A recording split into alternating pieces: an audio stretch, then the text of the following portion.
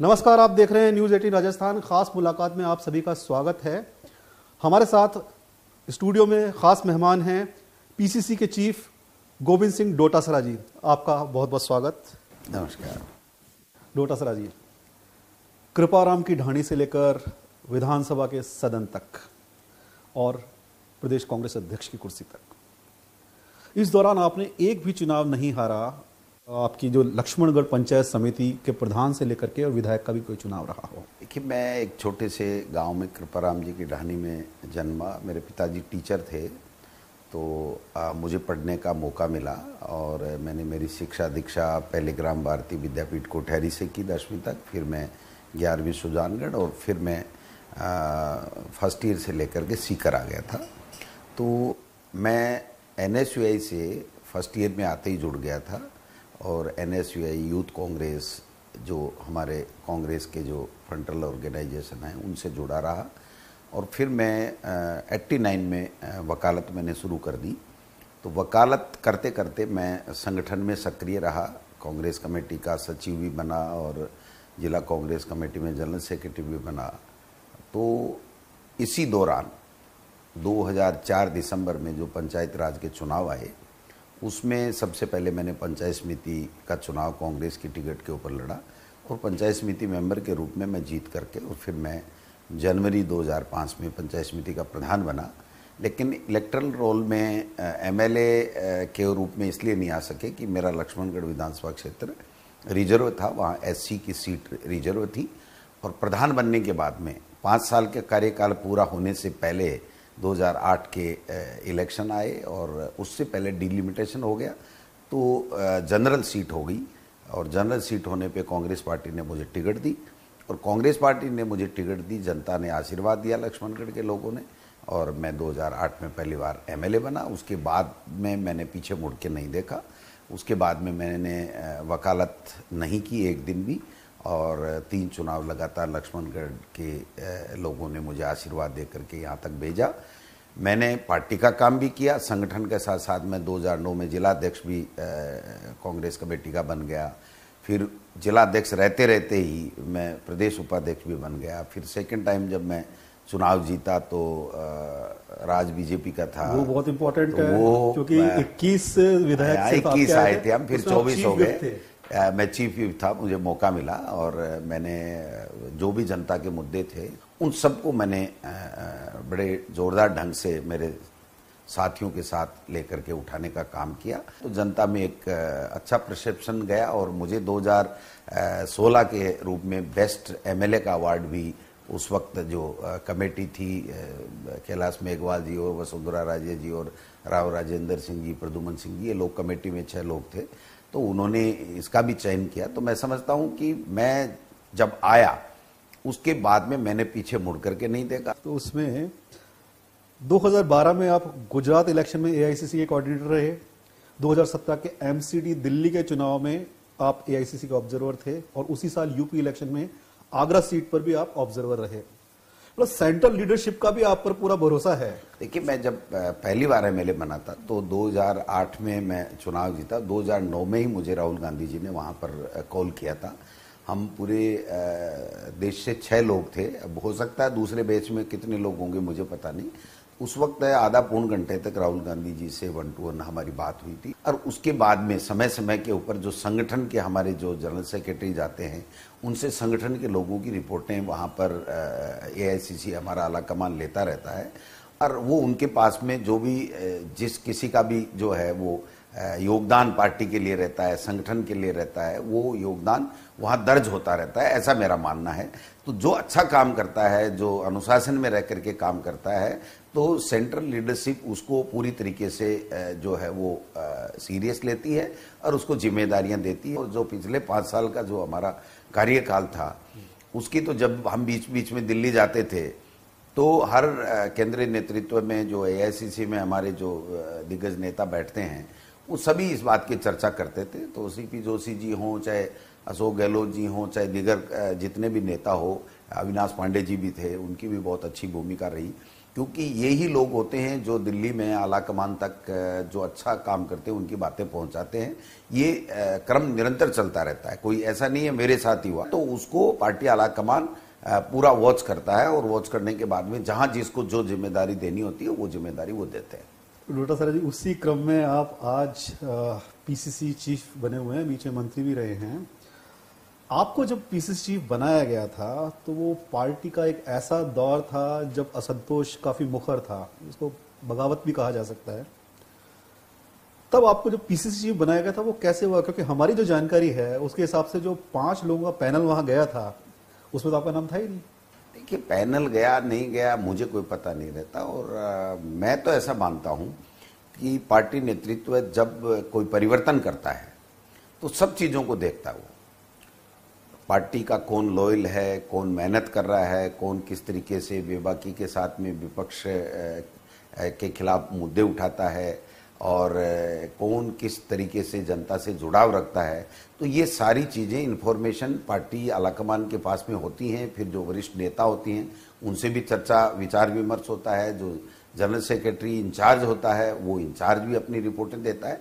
तो कुल मिलाकर के सब चीज़ें देखने के बाद में पार्टी आलाकमान पूरी तरीके से वो निर्णय लेता है। और मैं समझता हूँ मेरा सौभाग्य है कि मुझे 15 साल की राजनीति में ही मेरे जैसे एक साधारण किसान परिवार में जन्मे हुए व्यक्ति को अगर पार्टी प्रदेशाध्यक्ष की जिम्मेदारी दी है तो मैं समझता हूँ ये मेरा बहुत बड़ा सौभाग्य है। तो कौन पैनल लाता है कौन नहीं लाता है इसके बारे में मैं कुछ नहीं कह सकता, मुझे ध्यान में नहीं किसने दिया होगा नहीं दिया होगा। और आपको आश्चर्य होगा कि हम सब विधायक दल की बैठक में बैठे थे और अचानक मेरे पास एक मैसेज आता है और मुझे जनरल सेक्रेटरी इंचार्ज उस टाइम अविनाश पांडे जी बाहर बुला के कहते हैं कि आपको अभी प्रेस कॉन्फ्रेंस के वक्त हमारे लोगों के साथ चलना है। तो मुझे लगा कि हाँ कोई जिम्मेदारी अपने को और दी जा रही है। तो मैं समझता हूँ कि ये अचानक हुआ, लेकिन पार्टी ने बहुत सोच समझ के किया होगा, ऐसा मेरा मानना है। क्योंकि कोई भी इतना बड़ा निर्णय पार्टी यूं ही चलते में नहीं करती है, उसके सारे फीडबैक लेकर के सारी चीजें देख करके ही निर्णय लिया जाता है। डॉक्टर जी, राहुल गांधी की जो भारत जोड़ो यात्रा राजस्थान में आई थी उस वक्त भी आपकी बहुत तारीफ हुई है, आपके काम की सबकी। देखिए, इस तारीफ को किस तरीके से मैं एक्चुअली संगठन का आदमी हूँ और मेरे एक स्वभाव में है कि मैं जो काम करता हूं बड़ी ईमानदारी के साथ में, बड़ी शिद्दत के साथ में, बड़े अनुशासन के साथ में और पूरी लगन के साथ में करता हूं।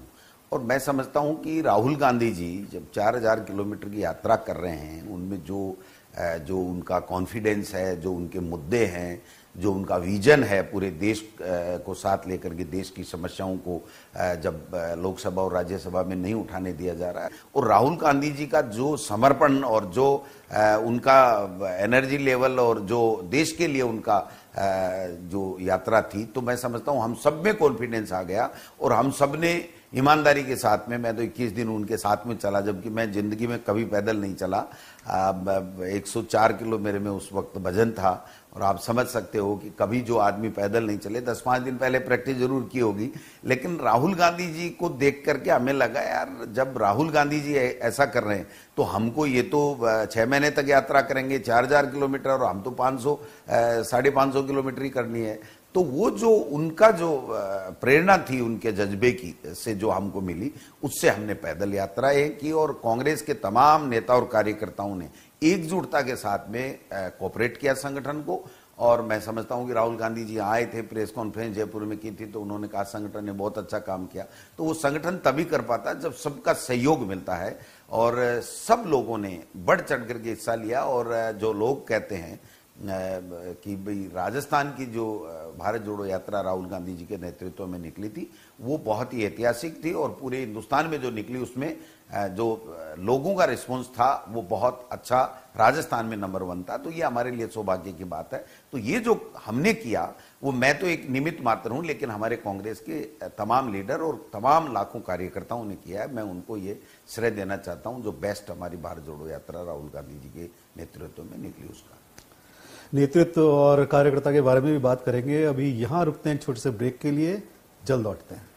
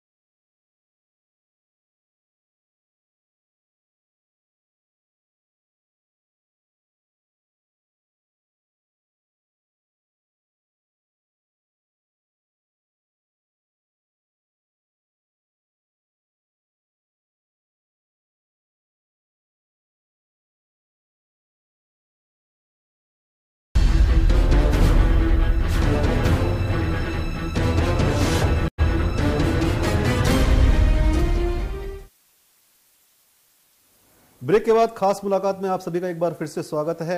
हमारे साथ हैं पीसीसी चीफ गोविंद सिंह डोटासरा जी। डोटासरा साहब, आप कांग्रेस के परिवार के राजस्थान में मुखिया हैं। पार्टी और परिवार के लिए जो कार्यकर्ता होता है वो ही एक सबसे बड़ा एसेट होता है, और सत्ता और संगठन में जो तालमेल है वो बहुत इंपॉर्टेंट है। वो आप किस तरह से देख रहे हैं यहाँ पर? क्या धरातल पर नजर आ रहा है, और क्या जो मंत्री हैं वो आपके कार्यकर्ताओं की सुन रहे हैं? देखिए, जो सत्ता आती है तो वो संगठन और कार्यकर्ताओं की मेहनत के बल के ऊपर आती है, और सत्ता आने के बाद में जो सत्ता सरकार काम करती है, जो योजनाएं लाती है, जो धरातल पे लोगों को लाभ मिलना चाहिए, वो लाभ दिलाने के लिए कार्यकर्ता हमेशा सक्रिय रहते हैं। और संगठन जो कांग्रेस पार्टी की रीति नीति है उसको नीचे तक लेके जाए, जो सरकार ने अच्छा बजट दिया है, अच्छी फ्लैगशिप योजनाएं हैं, उनको लेकर के लोगों को, आम लोगों तक ले जाकर के उसका लाभ आम लोगों को दिलाए, ये हमारा काम होता है। तो मेरा ऐसा मानना है कि सत्ता और संगठन में तो 101% आपस में तालमेल होना ही चाहिए। अगर सत्ता और संगठन में तालमेल नहीं होगा तो संगठन किसके लिए काम करेगा, कौन सी योजनाओं को आगे पहुंचाएगा? वो सरकार की योजनाओं को पहुंचाएगा। और संगठन अगर सत्ता के साथ नहीं रहेगा तो सत्ता कैसे आएगी? तो मेरा ऐसा मानना है, और होना भी यही चाहिए, कि संगठन मेहनत करे, सत्ता लाए, और फिर सत्ता और संगठन समन्वय के साथ में उस सरकार से जो योजनाएं हैं उनका लाभ, जो बजट का लाभ है, मिलना चाहिए जनता को। वो कार्यकर्ताओं के माध्यम से नीचे के लेवल तक, गरीब तक वो चीज पहुंचे, ये चीज होनी चाहिए। ये हमने अच्छी तरीके से किया है। लेकिन मंत्री जो भी होते हैं वो संगठन के माध्यम से, जब सरकार बनती है तो संगठन जो भी कायम दायित्व देता है उनको, तो वो सरकार के साथ साथ संगठन का काम भी करते हैं। और मुझे बहुत खुशी है ये कहते हुए कि जब जब भी हमने प्रदेश कांग्रेस कमेटी में इनकी ड्यूटीज लगाई, जन सुनवाई के लिए की, तो सारे मंत्री आए। और जब जब भी संगठन की तरफ से हम एआईसीसी कोई कार्यक्रम देती है या पीसीसी कोई कार्यक्रम देती है, तो एमएलए को, मंत्रियों को जब हम जो भी ड्यूटी देते हैं वो ईमानदारी के साथ में वो निभाते हैं।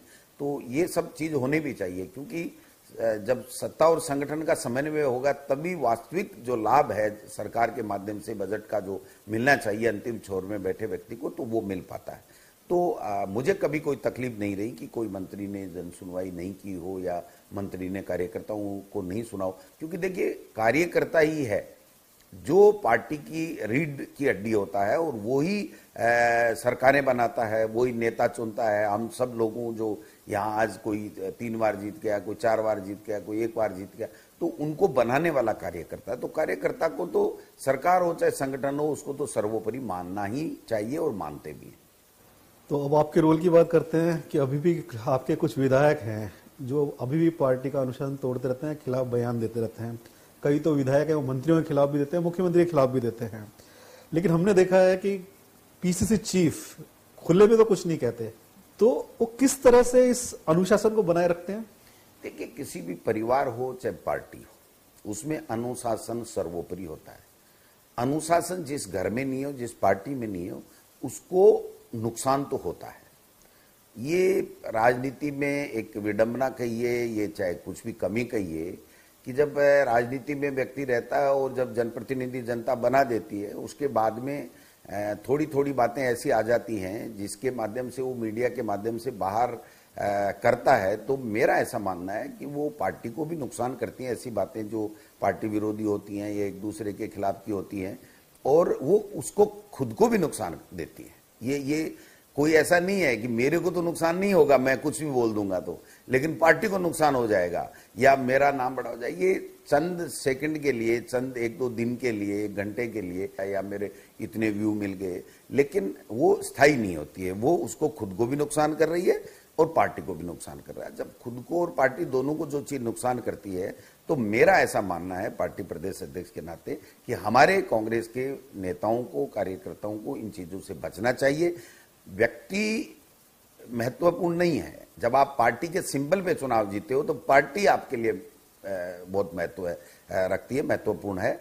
और पार्टी ठीक रहेगी तो आपका जो कमी खामी आप में कुछ व्यक्तिगत रूप से आई है तो उसको पूरा कर देगी। लेकिन अगर पार्टी डैमेज हो गई तो व्यक्ति उस पार्टी को ठीक नहीं कर सकता। लेकिन अब व्यक्ति है, व्यक्ति का स्वभाव होता है, वो किस तरीके से किसको लेता है। मेरा ऐसा मानना है कि अगर आपकी कोई तकलीफ है तो आप अंदर में अपनी पार्टी में या अपने पार्टी के मुखिया को या दिल्ली या फिर मुख्यमंत्री या किसी मंत्री से कोई तकलीफ है तो मंत्री को आप जाकर के कहिए। लेकिन आप सार्वजनिक रूप से अगर पार्टी को डैमेज वाला कोई बयान देता है, चाहे वो गोविंद डोटासरा हो या चाहे कोई भी हो, तो मैं समझता हूं कि वो पार्टी के साथ न्याय नहीं कर रहा है, और जब पार्टी के साथ न्याय नहीं कर रहा है तो उसको उस सिंबल लेने का कोई हक नहीं है। रामेश्वर डूडी और गोविंद मेघवाल दोनों की जो लड़ाई है, उनकी जो अदावत है वो बरसों पुरानी है, जग जाहिर है, और आप ही का प्रयास रहा है कि वो बर्फ कुछ पिघलती सी दिखाई दी है पिछले दिनों। देखिए, दो चीजें, एक मनभेद, एक मतभेद। अगर मतभेद हैं तो कोई दिक्कत नहीं, कभी भी किसी भी लेवल के ऊपर बैठ करके किसी भी क्षण उसको ठीक किया जा सकता है और उनको आपसी समझ बढ़ाई जा सकती है।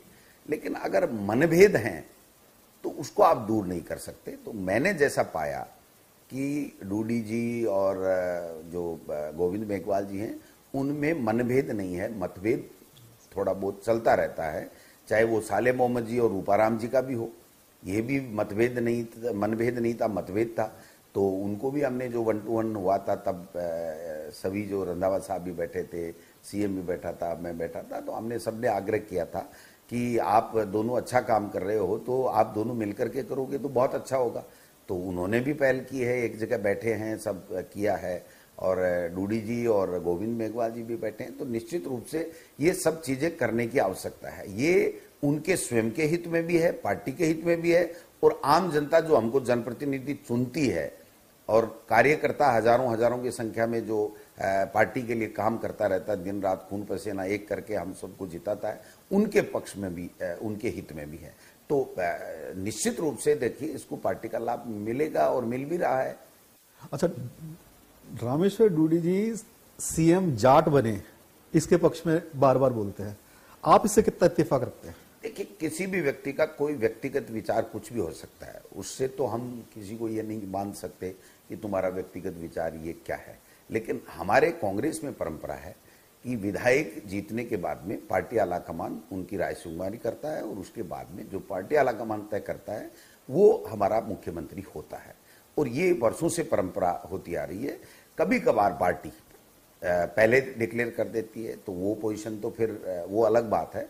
लेकिन मेरा ऐसा मानना है कि जब हम कांग्रेस पार्टी में हैं और कांग्रेस पार्टी के सिंबल पे जीतते हैं तो उसमें हमारा व्यक्तिगत विचार क्या है वो पार्टी के लिए बाध्यकारी नहीं हो सकता। पार्टी क्या कहती है वो हमारे लिए मानना अनिवार्य है, ऐसा मेरा मानना है।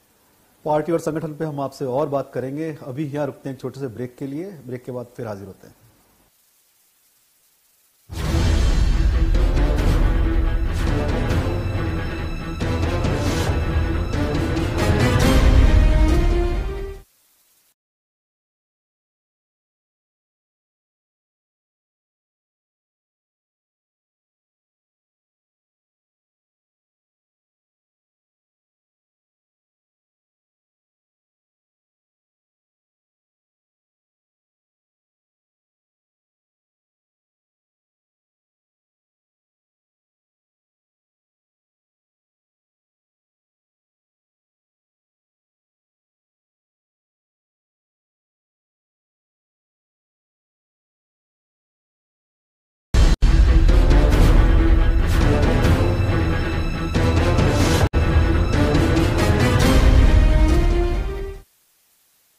ब्रेक के बाद आप सभी का एक बार फिर से स्वागत है। खास मुलाकात आप देख रहे हैं और हमारे साथ खास मेहमान हैं पीसीसी चीफ गोविंद सिंह डोटासरा जी।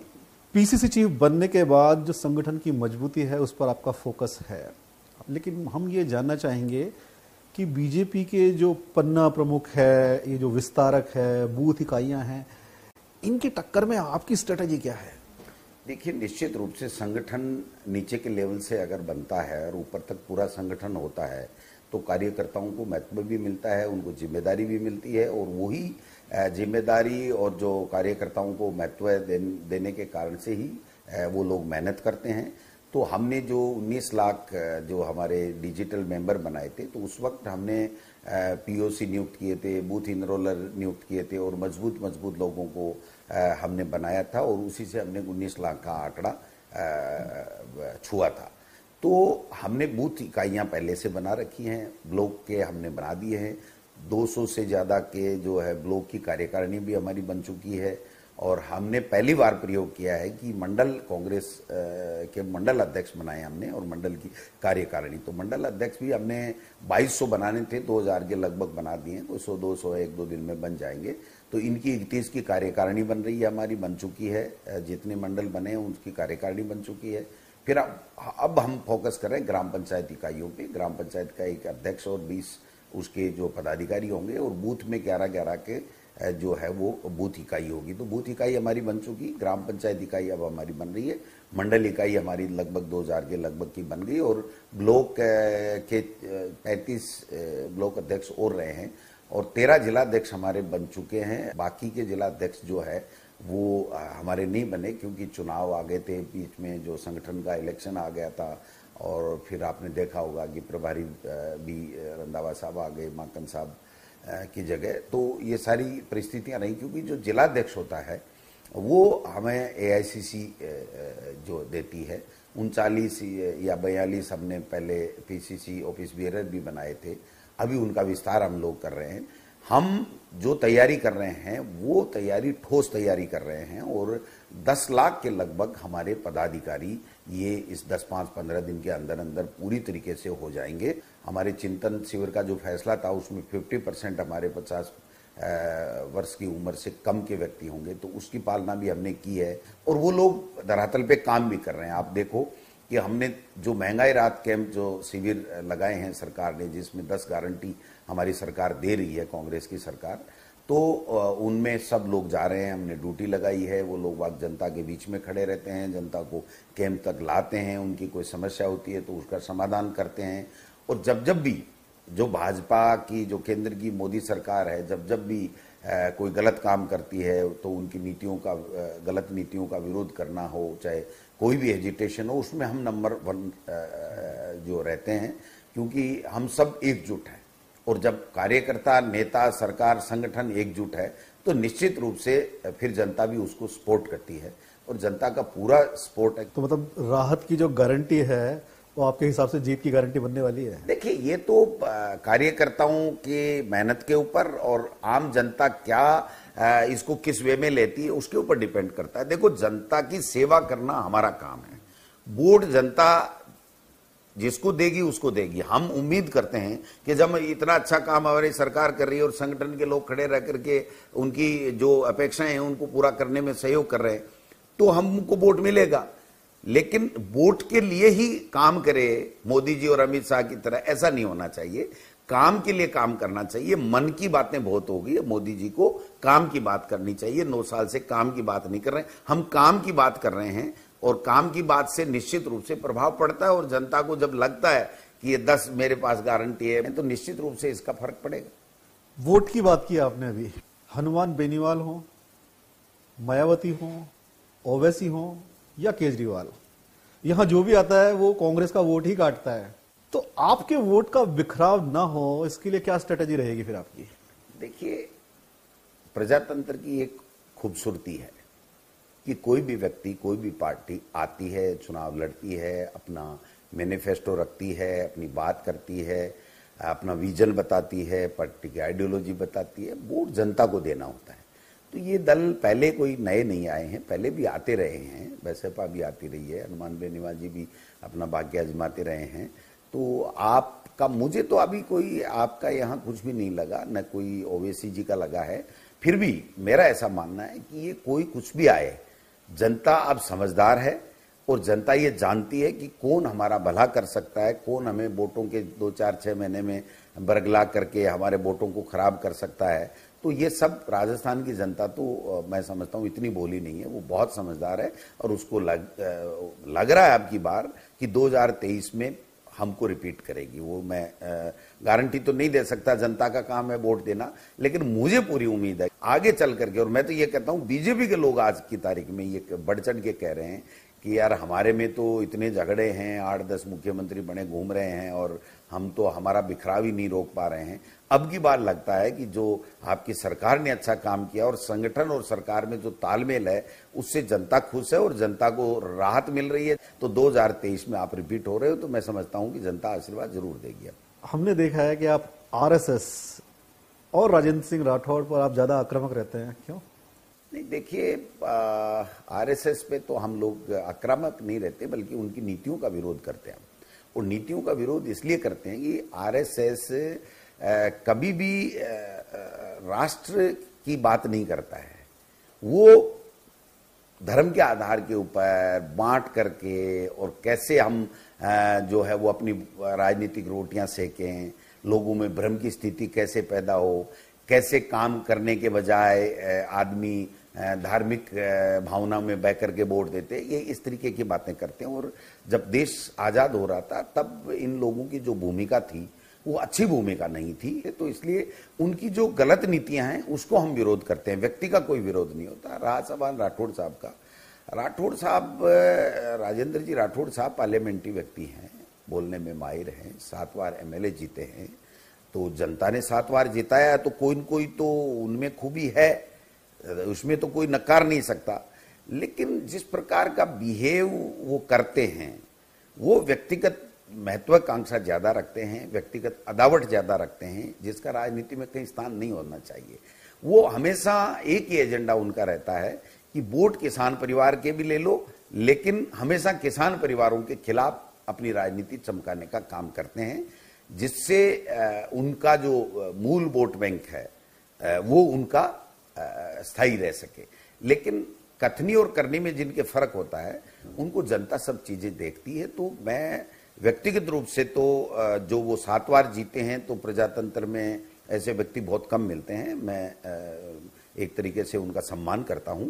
लेकिन जिस तरीके की राजनीति इन्होंने पिछले 2, 3, 4 साल से की है, ये चाहे नेता प्रतिपक्ष बनने के लिए या आगे भविष्य में मुख्यमंत्री बनने के लिए कर रहे हों, लेकिन जो व्यक्तिगत टारगेट करके किसान के बेटे और बेटियों को अपमान करने का काम करते हैं, वो मैं समझता हूं कि उनकी ओछी राजनीति है। इसलिए मैं उनकी नीतियों का विरोध करता हूं, उनका व्यक्तिगत कोई विरोध नहीं करता।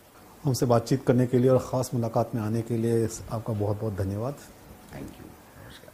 खास मुलाकात में आज बस इतना ही। खबरों के लिए आप देखते रहिए न्यूज़ 18 राजस्थान। नमस्कार।